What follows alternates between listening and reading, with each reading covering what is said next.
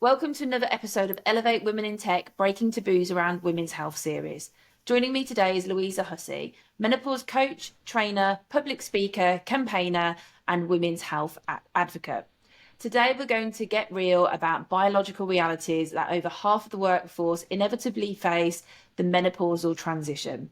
We're diving headfirst into sweaty, moody, mind-foggy world of menopausal transition. We'll be discussing practical advice for dealing with perimenopausal and menopausal symptoms in the workplace, in life, and tips for employers to be better supporters for their employees and strategies for women to thrive during this phase of their life without letting it hinder their career growth.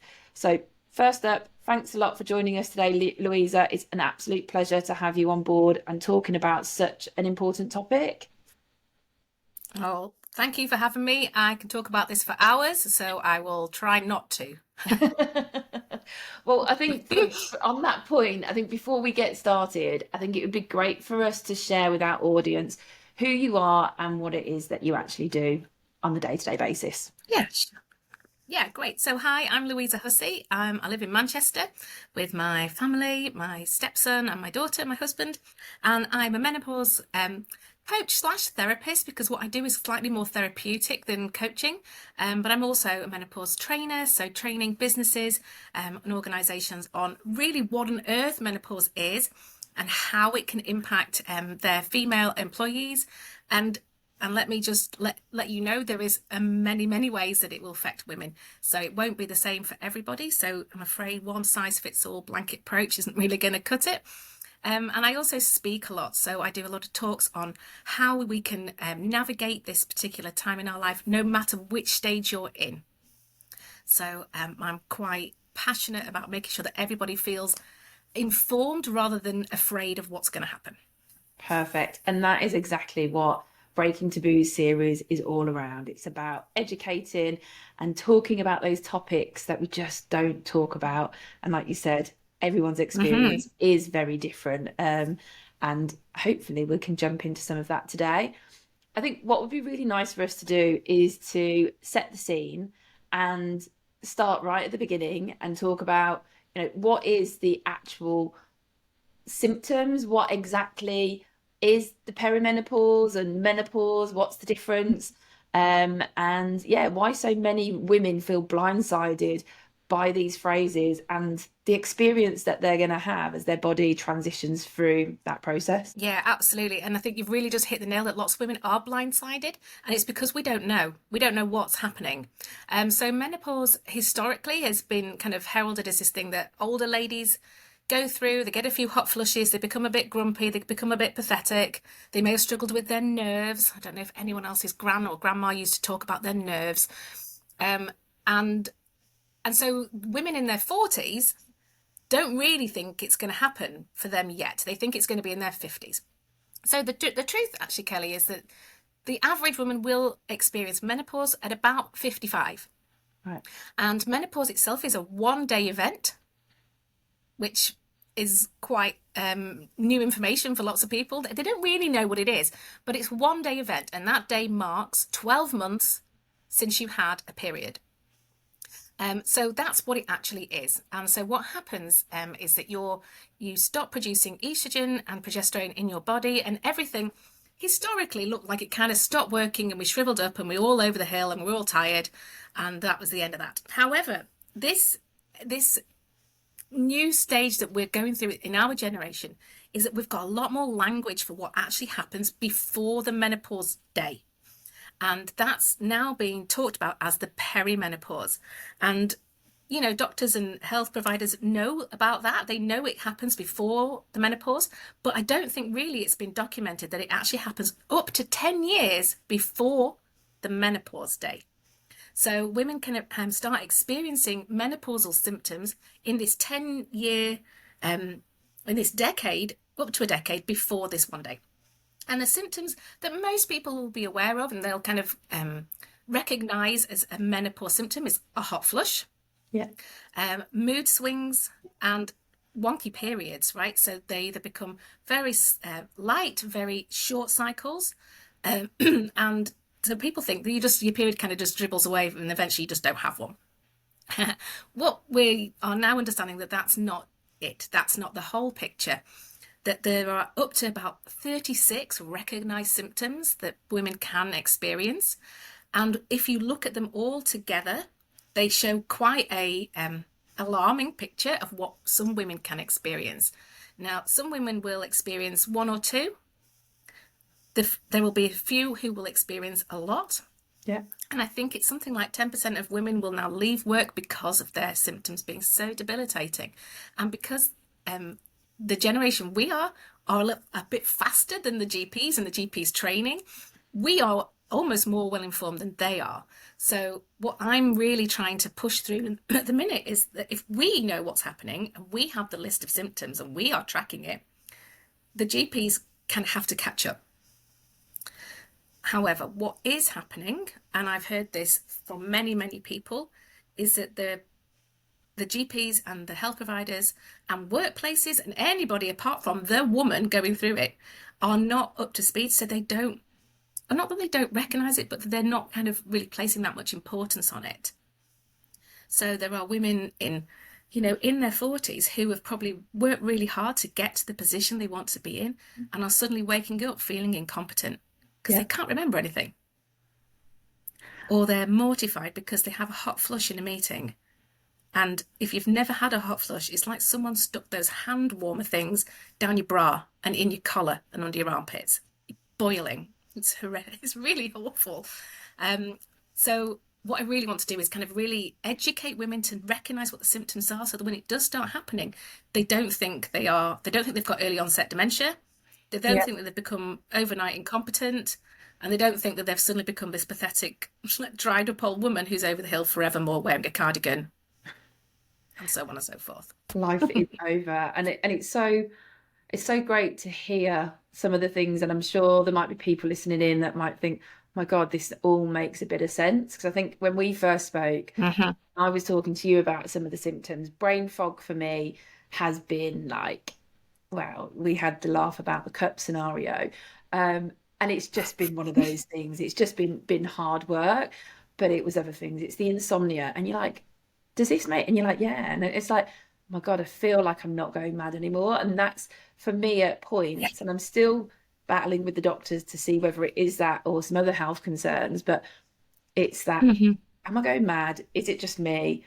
Or is this just the way that life is when you're heading to your mid-40s and this is just what becomes of life evermore? So thank you for giving a bit of insight there. And I think it is so important that, the whole perimenopause, menopause breakdown, and for us as women to educate ourselves, but for others to educate as well. On that note, though, what has been the greatest menopause or perimenopause myth that you've heard that you could share with us? Well, it's that it only happens to old ladies. That is the biggest one. And I particularly feel quite strong about this because I started in the menopause when I was in my late 30s. So I've had 10 years of being the first, I'm going to say, trailblazer amongst my peers, because I've been going through it for a really long time, way before anybody my age has even thought about it. In fact, my friends are still having kids at late 30s and 40s, So to be told that, I'm sure everybody who knows me is like, oh, you're far too young. I don't feel a very old person. I don't think I look particularly old, but being, late 30s, early 40s is unusual. But I'm not the only one. And I think this is one thing that I'm really coming around to is the more I talk about it, the more I hear people say, I know someone who went through it in their late 30s. Oh yeah, somebody at work went through it. And I'm like, so we're not the anomaly. Yeah, maybe maybe perimenopause stuff starts earlier. Yeah. I was going to say, so we're not the weirdos. It's it's just something that's changing, and maybe it's God knows what we don't know why. I don't know why it happened for me early. It just did. But the myth is that it's not old ladies with grey hair. Do you know, like that stereotypical image of maybe somebody who's like your grandma? My grandma had grey curly hair for as long as I could remember. And she was only like late 50s, 60s.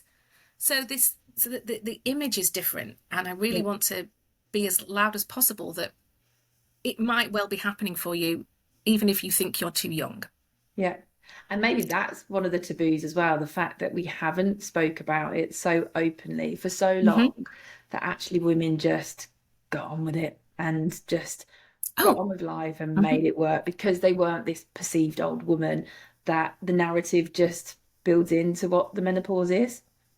So yeah. Right. And on that, thinking about what our mothers went through, what it was like for them, and what it was like for for our grandparents, you know, I don't think they ever, well, they didn't talk about it. Let's be real. No. If you had a parent or a grandparent who talked about the menopause, you're probably one of the lucky ones, maybe. But my parents definitely never did. I don't know. My grand talked about her nerves, which I'm definitely convinced is now anxiety. But um, because no one talked about it, Yeah. we have missed some education.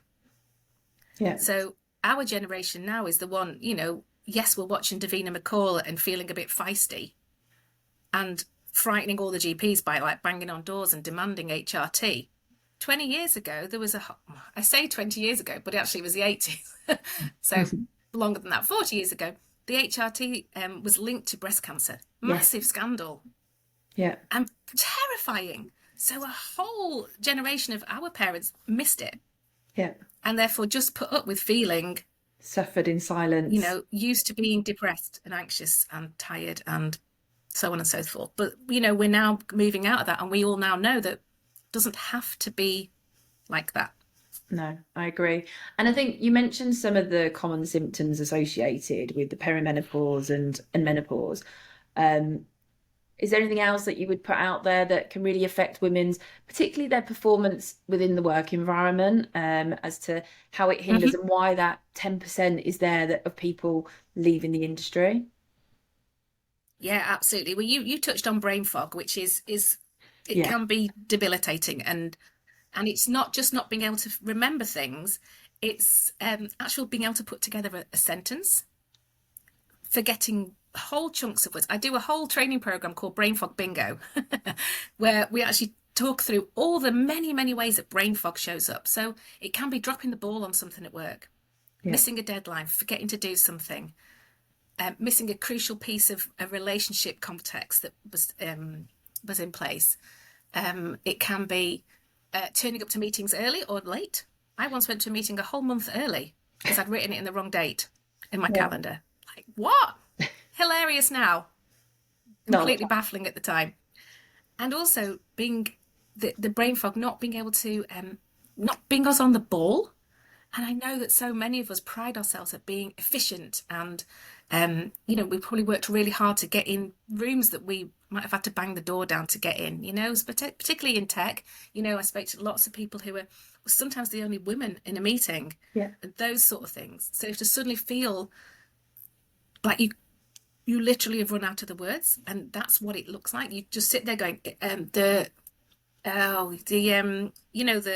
that's what happens. So you feel like completely useless. And I know that it has a massive impact on your confidence levels and your reputation. If someone goes, "Oh my God, have you seen Kelly recently? She completely tanked in that meeting," or whatever happens, Yeah. So I think it's really important. In fact, one of the things I do in my training is I ask everybody to introduce themselves to their next door neighbour, but you're not allowed to use the letter E or the letter P. And it's really hard, right? Because instantly you're like, hello, well, I can't use hello. So you have to think really hard. And the reason I choose E and P is because E is for estrogen, P is for progesterone, the two hormones that you miss. I sometimes chuck in a T for testosterone, but let's keep it with two for now. But it's that kind of thing. It's not that you are stupid or an overnight idiot. It's that your brain is just struggling to keep up with the lack of estrogen, and that's where it all starts. It starts in your brain. Yeah. When your periods start stopping and your hormone levels start dropping, it's all linked with your reproductive system. So your periods stop, but there's parts of your brain that are responsible and are run by estrogen receptors. So your amygdala, which is the part of your brain that's responsible for your emotions, that is affected by it. So that's why lots of women suddenly feel huge amounts of rage, Right. possibly out of context. But it's that part of your brain that is like, this is outrageous. Yeah. And thinking about what that might be like when you're trying to be your normal person at work and suddenly something little happens and you can't tolerate it, it's uncomfortable for people. Definitely. And I And that's think, why I think people leave.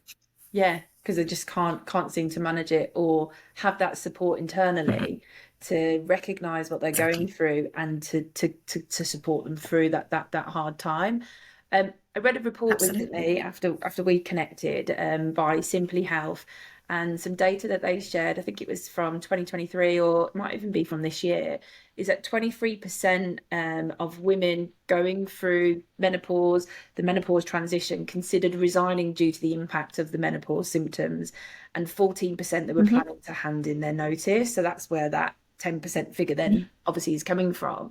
For the women that are out there that are listening into this today, in the workplace, that are transitioning through the menopause process, and like you said, it can be a 10-year process. What advice would you Hmm. give to them on managing the symptoms that they might be facing in that work environment? So in that meeting room where they just can't remember, or they're having that feeling of anxiety or that imposter syndrome or that absolute overwhelming feel of just being knackered. What advice would you Hmm. give to them to be able to perform at their A game and how they normally and regularly would? Yeah. So well, it's an interesting question because I always throw it back to the women. What do you need? What do you actually want? What would make things easier? And there's lots of recommended reasonable adjustments. Make sure there's a fan for if you've got a hot flush. I mean, that's not enough for mine. Yeah. Or make sure if you can work from home so you can sit on the sofa if you're tired. All those sort of things, which are helpful to a point. But I think what really helps is having somebody or somewhere to go and to be able to express exactly what's going on. So to it not be this big elephant in the room. I really advocate having a place someone to talk to, whether that's like a menopause ambassador or somebody who's equipped. It might even be someone like your mental health, what they called first aiders, Yeah. but also to be so well informed yourself so you can elocute it, Yeah. so you can express it in a way that feels really good to you. So, for example, at my work, I say things like, I'm just so tired, I have to go away now. Like, if I've got a meeting to run in and I'm like, I actually just need 5 minutes just to collect my thoughts, I'm really quite confident at saying that Yeah. because I've done the work on actually this is what I need. And my menopausal symptoms were so debilitating last year that I was like, I can't work. I couldn't work. I was so tired all the time. I couldn't even open my eyes. It was, I look back at some photos now and I'm like, oh my God, I was really not very well with it. But I had to slow down for one. I had to put loads of things in place for myself. And what that looked like was making sure everybody at home was really supportive. Yeah. So that when I couldn't speak or I was really tired, that nobody blamed me and there was no contempt. And contempt is the big thing here that I see a lot, is that people feel that there is contempt towards them because of what's happening. So I really think it's crucial in this conversation. So it's such a great place to be in, because in every organization, whether there's one woman or 1,000, there should be somewhere for them to go or someone for them to talk to Yeah. who can hold them through it. And, I love this phrase, we want to be felt with, not dealt with. I like that. So we need someone to go, we know what's happening. You're not dead. It's just something that's happening now. And I really liken it to having like an alter ego turn up, or putting a cloak on that is just a menopause cloak that day. Yeah. And it's not forever. You're still in there. We just need tools and techniques to take the cloak off. And be able I to hope that's function. helpful. Yeah, it definitely is. And I like that. I like that, felt with, not dealt with. And I think, like you said, it's that education piece. I think as women, understanding what it is, like you said, what is it that you need to then be able to feel comfortable to then share and talk and, guide others to educate themselves. And I think that piece around that advocating for yourself and speaking up, Mm-hmm. we know it's an area that women in particularly in the workplace, particularly within tech environments, it can be an uncomfortable conversation, even if you're not talking about the menopause, Mm-hmm. just in general life. So for women that maybe feel uncomfortable discussing the perimenopausal symptoms that they're feeling, or the menopause within their workplace environment. Maybe they are the only woman there, or they're the most senior woman, or they're the only woman that's ever gone through the menopause. You know, I remember at work when I was one of the first women to go through having a baby, and it was just like some of the comments and the conversations that were had around it was just like, really? Is that really what you think is going to happen? So I think, how can those women be their own best advocates when dealing with dismissive or uneducated employers, or co-workers who think the menopause is just an excuse for them to disappear or back out of a challenging conversation or meeting? So yeah, what can they do, and how can they better advocate? Yeah, and I hear lots of people that people make jokes. Yeah, and I find, menopause isn't funny. I mean, actually, I kind of disagree with myself. Sometimes it is hilarious, right? And I have learned to find myself amusing because I've I decided to.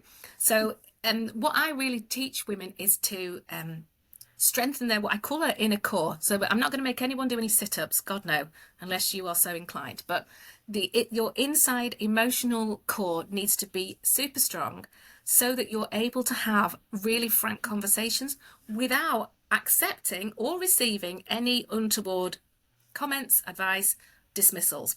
So what that looks like is being able to say, this is a thing, this is happening for me, and this is what we're going to do, rather than, I need permission from you to be a human being in work. Yeah. And I know there's this whole thing about bringing your whole self to work, which is completely impossible if you're not allowed to, or it's not acceptable to come in and then feel like you're crying in frustration because you can't remember your login. And that happens because you're like, I literally can't remember, my whole brain stopped working. So if we're able to strengthen that inner core bit, 2 words, then those conversations become easier, so that you're not frightened to go into a meeting with some senior people and say, we need to have a conversation about this, or I'm not able to come to that meeting today because of X, Y, or Z, or I'm going to do it from Teams and I'm going to have my screen off today because I'm having a hot flush. Yeah. Whatever it is. So that's the piece where, when I do my therapeutic stuff, is allowing women to strengthen that bit. And I use a technique to do that, where we allow ourselves to remove the emotion from the situation. We still know it, we still feel it, but the emotion doesn't run the show. Our logical processing brain does. And Louisa, from an employer's perspective, what are some of the best practices that you've seen or heard of for creating truly supportive, inclusive environments for their women that are experiencing menopausal transition symptoms, and yeah, how could they better support? Yeah, the best thing that I have seen is having menopause champions. I don't like the word champion because it sounds a little bit like I might have a flag for you, or some sort of, I don't know, party popper. But what that system looks like, I guess it's kind of a similar thing to mental health first aiders. So people get training on what on earth menopause is, and the million ways that it can present, and how it can impact them physically as well as emotionally and mentally. So impacting their performance, and how employees can work with them rather than provide these reasonable adjustments and say, well, you've got a fan, stop moaning kind of vibe. So if you've got somebody in the organization who said, look, I'm going to do it, but I want to be trained up, I need to know exactly what's what, and I need to have the capacity to handle anybody that needs to talk to me on whatever it is. And then those women are and it can be a man. I mean, it's more likely to be a woman because they might be more understanding, or kind of get it a little bit easier. But to say, actually, if you're really struggling today, you do know that Barbara is the person to talk to. And if you don't want to speak to Barbara, we've got these kind of list of external providers who can support you, of one of which is me. So to have someone to say, look, you can just book some time with Lou, and it's all paid, it's all part of your package as being, being an employee here. You can go and speak to about whatever's going on and get some real advice on how to move forward. So that looks like how to speak to your GP, so many women being fobbed off, being given antidepressants instead of HRT, or told to be vulnerable with their husbands instead of, just stop complaining about having no sex drive. So having someone who can really help you navigate all that, because it is complicated. And when you have brain fog, you can't remember to be on the phone at 8 o'clock to make an appointment, or you can't remember, what time your appointment was anyway. So there's loads of different barriers to actually having a smooth sail through if things are getting a bit tricksy, which is why I'm so pleased that you invited me on here, because I want everyone who listens to this to know that I exist, that I am that person that's going, tell me, like, I can help you. And it's not necessarily I'm not a doctor. I'm not going to necessarily listen to your symptoms and go, well, what it sounds like, you need more HRT, or, I can't do that. But what I can do is help you find a really strong way through it yourself. Yeah. And one of the things I really love doing is helping people navigate what happens at home with this as well. I find lots and lots of women in their 40s. I don't know if you, my experience is lots are coming with late diagnosis ADHD and autism. So that's another thing that's coming around the chops, and dealing with ailing parents and teenagers and still little ones. There's a lot going on. And my whole ethos, and I was on a podcast about this last year, was talking about the menopause for me has made me slow everything down. I don't go fast anymore. I talk fast on these because I'm excited, but everything is slow. I sleep a lot.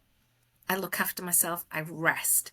And if I can help women do that without the panic of, if I'm not stressed, I will be incompetent, or if I slow down, I won't get everything done, or if I don't reply to everything, people will think I'm useless. All those internal monologue stuff that can stop people from actually looking after themselves properly, as well as changing the whole system, because we don't just need self-care, we need community care. We need the organizations to recognize that their high performers need help, looking after. 100%. They need help. They do help, and to offer it rather than wait for it to be asked for. Yeah, I couldn't agree with that and also more. for it to be normal To talk about. Yeah. Like, if it becomes normal to say, look, I guess it's similar to that thing about coming back from on your first mat leave is, if you are still breastfeeding, where do you do it? Do you do it in the toilets? All those things, and how to look after the fact that you're crying because you miss your baby. I get it. But if an organisation can jump on that and go, in order for Kelly to feel brilliant and back on form and back to her, her original position here, these are the other things that need to be put in. And it's the same with menopause. When you first start your periods, it's like a big deal, right? It's like this big thing that girls talk about, and all that thing about, sanitary towels in the toilets, opening them quietly so nobody hears, but everyone kind of wants you to hear because it's exciting. And now the other side of stuff, everyone's a bit like, shh, for the love of God, don't talk about your vagina, your vulva, in case it's sore. Nobody wants to know about that. But when you're 13, everyone wants to know because it's exciting. It's a cool thing. Yeah, so, it's a thing that everyone wants to talk about. Yeah. Right. I mean, I'm now that woman going, you on HRT? Oh, which patch have you got? Oh, what dose do you want? I want to know because I'm bored of being the only one talking about it. Yeah. So, I went on holiday with a friend and we were in the pool and she had a patch on. I was like, oh, look at your patch. And she was a bit like, what are you banging on about? I'm like, I've not seen anybody else with a patch. Wow. So nice to feel part of something, not alone. That was a bit of an extension to that conversation, but there you go. Part of the crew. And I think it is that natural evolution. And I think companies that can offer support for their women, because like you said, unfortunately, where the topic of the menopause isn't so well known, the research and the GP side, the GP support is just not great. That's if you can even get into your GP. And then when you get there telling them some of the symptoms that you're feeling, they just try and move you on as if there's nothing wrong with you. And it's like, no, I need your help. And I think I was only talking to a friend that I've met through the 𝗦𝗦 community, and she was saying how when she decided it was time to go to her GP, she had done that much research, she'd done that much kind of planning around what she wanted and how she wanted to manage the menopause. She just went and told them what she wanted, and she had quite a young GP. I think he was kind of newly qualified. I don't think he really knew what to talk about, and he just said yes. So everything that she wanted and she researched and discussed and everything else, she was able to get because of the circumstances. But her thing to me was, if she'd gone in there saying, "Can you help?" she's really confident that that person probably wouldn't have been able to have given her what she needed and enabled her to manage her symptoms effectively. So exactly, you've exactly hit it, because if you go in and say, "This is happening, this is happening, this is happening, what I need is this, this, and this," it's less of a discussion than a request. And I know of a few women who've been given the pill. Really? Oh wow. Yep. Yeah. They're like, "These are my symptoms. My periods are all over the place. I'm really moody. I'm feeling all this, feeling I can't sleep." And they're like, "The pill." It was one of my friends who's 46 was given the pill. And I was like, "What? No, no, no, no." One of my friends who's a lesbian was given the pill. I was like, "What are you talking about? What is this?" So, but exactly that. And so many women are not equipped with that amount of strength of your friend to say, "This is the thing, this is what, let's go." And I have a symptom tracker, which I do send to everybody. It's free, so they can actually properly correlate what's happening for them, keep a record of it. And it's not just the obvious ones. There's a whole load of stuff that can happen downstairs. So if anyone's suffering with really bad issues with their vulva and all that sort of stuff, or urine infections, all that sort of stuff is really important for people to know about. So there's like two parts to it, like kind of an emotional and mostly physical, and then a whole, I can't say it, genitourinary symptoms that need looking at as well. So I'll make sure that I'll get that to you so you can put it in your podcast notes or something like that. I will definitely pop it in there, and I've actually just signed up to it myself. I was just going on your website. Have you? Yes. So I will be doing this myself. I will be tracking my symptoms, because I think on my next journey back to the GP, it's going to be a bit more of a "I want" rather than "Can you help?" So we will see how that goes, and hopefully that might help me as well. On the topic, we spoke a lot about symptoms. We spoke about what workplaces can do. If you're a colleague, you're a manager, you might be a husband that's listening to this, or a boyfriend, whatever it may be. How can you be more understanding and accommodating when a co-worker or a wife or a mum or whoever it is going through this process, to just support them, because it's tough? So how can you be a more better ally to that individual? I just think it's about really being kind. And I think a lot of stuff comes back to being kind to people, and to really know that what you see is not necessarily what's happening.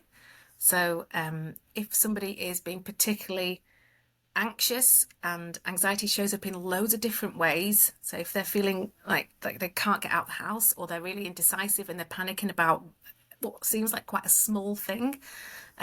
Anxiety for me shows up as I hyperventilate, which I didn't even realize. I thought it was asthma, but turns out it's hyperventilating. So it's just about being kind and say, "You look like you're having a bit of a tough time. Ask him, what can I do? What will help?" I know as women, we don't like to be asked what we need, but sometimes just saying, "Can you just leave me alone for an hour? Can I just have the room to myself for a bit?" Or "I need to go out," or "I'm just going to go." As a colleague is, again, I know it's hard to be really kind to colleagues when everybody's stressed and everyone's busy and we're kind of depending on everybody to function as a team. But just to be really mindful that everybody's we're just human beings going through like a really big human experience, and instead of being stroppy, to just put some humanity into it. And I try and do this even with my clients. Say, when you are going to the GP, they are also a human who may be completely swamped. They've just had someone perhaps before them was suicidal. They've got some old lady coming in next to talk about her toenails. They're under a lot of pressure. Everybody is. So if we could just take nothing personally, and just give some love and kindness. And I know that sounds really like wishy-washy, but it's like the cure for all, I think. If you can just be kind to somebody and think, "Okay, I wonder what's really going on," will just help massively. Yeah, I'm a big advocate for that being kind, and you just don't know what's going on in that person's mind behind closed doors when they get home, whatever it might be. So, yeah, if everyone can take a leaf out of that book, then I think the world would be a better place. Not only just women going through the menopause or transition, I think the whole thing would change. We're coming up towards the end of the episode now.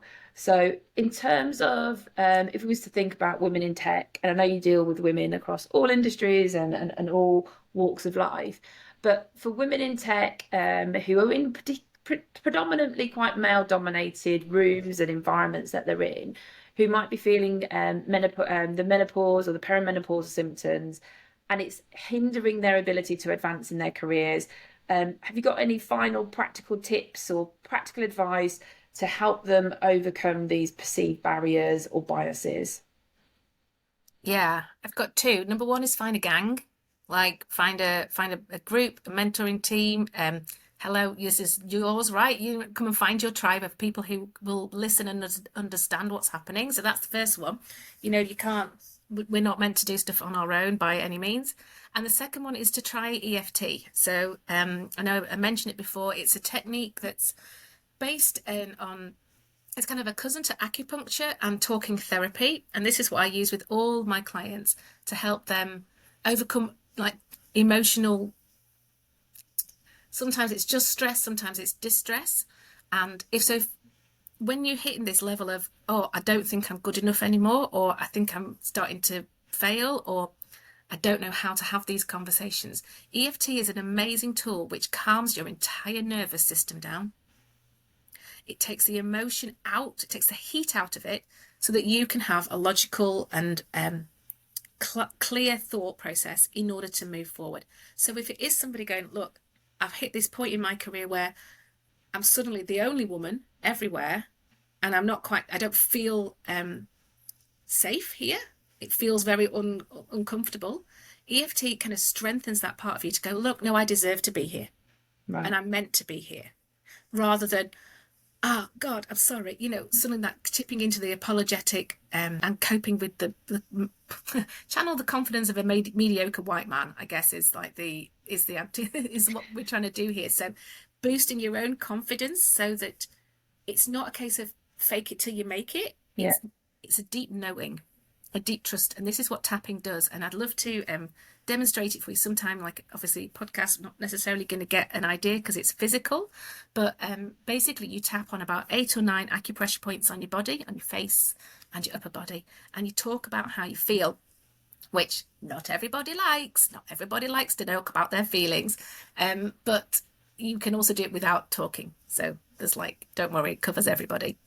And what it does is I ask people to really acknowledge what is true. So right now I feel incompetent. Yeah. And this is true. It's 100% true. This is how I feel. And I'm going to send myself some love. I'm going to let my body relax. And basically it just sends safety signals through your body. So it does actually physically relax. And it works on confidence. It's fantastic for boosting confidence. I ran a whole 3 series on confidence on tap, where you could just literally tap yourself into feeling amazing.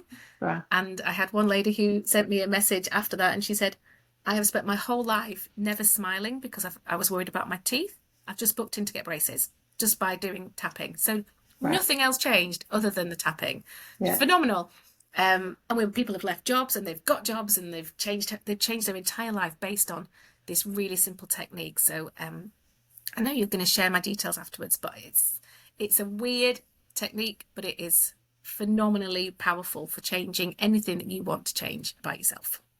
Well, I think EFT is something that I should definitely explore myself, and maybe that's something that we could look to share with our community, if there's a way it can be done online or virtually. But we'll definitely share all of your notes, and then people can obviously connect with you direct and learn more about what it is that you do and how some of these ways to cope could support them.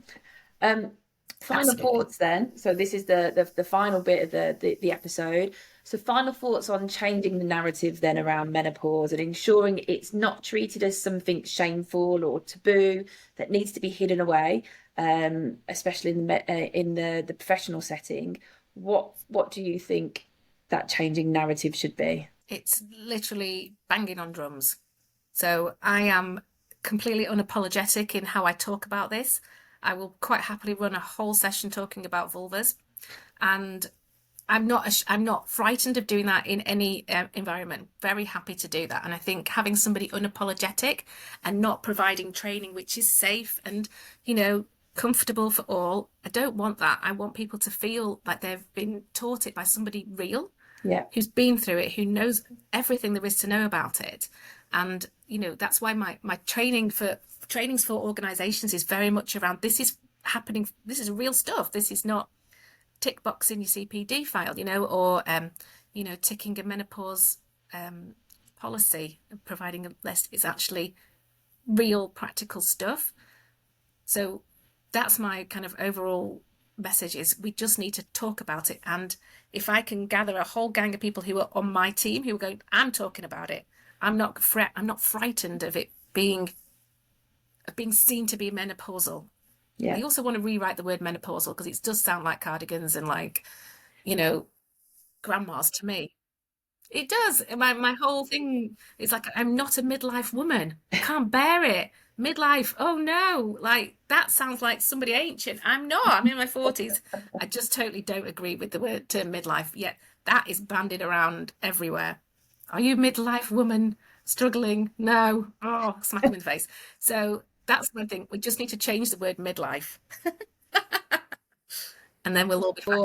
Well, that's it for us today. Obviously, I'm going to connect Oh. with connect your details for our audience to get in their show notes. But in terms of the main platforms that you're on, where can people find you, what you do, what you talk about, and all of that good stuff? I think the best place for me really is Instagram. I'm fairly prolific on there. I do enjoy a good banter. I also send out a lot of emails. I love writing. So if people are interested in love letters in their inbox, I would really love to have you on there, and you'll be automatically put on that if you get my symptom tracker. So that's one place to find me. I do a bit on LinkedIn as well. I do a bit, and I've got a LinkedIn newsletter which I try and send out once a week as well. So I'm kind of everywhere. Sorry about that. Can't avoid me. Well, thank you for coming on today, and you know, for everybody. There we go. We've spoke about one of the big taboos for women's health, and I think, you know, we've kind of really gone into some of the truths around what to expect, and the fact that it's not your 80-year-old granny that's only the menopausal woman. She's been it, she's done it, she's passed it. It's real women. It's the likes of Louisa. It's the likes of myself. I know think I'm on the cusp of getting those perimenopausal symptoms, definitely with the brain fog. And hopefully this real talk today has really supported anybody that's listening in to think that, you know, that they're not going mad, and that they've got an opportunity to educate themselves, learn from the show that we've got today, or even go off down those rabbit holes that you need to go down. Connect with Louisa to learn more. So thank you for sharing this important topic with us. You're so welcome. Thank you for having me.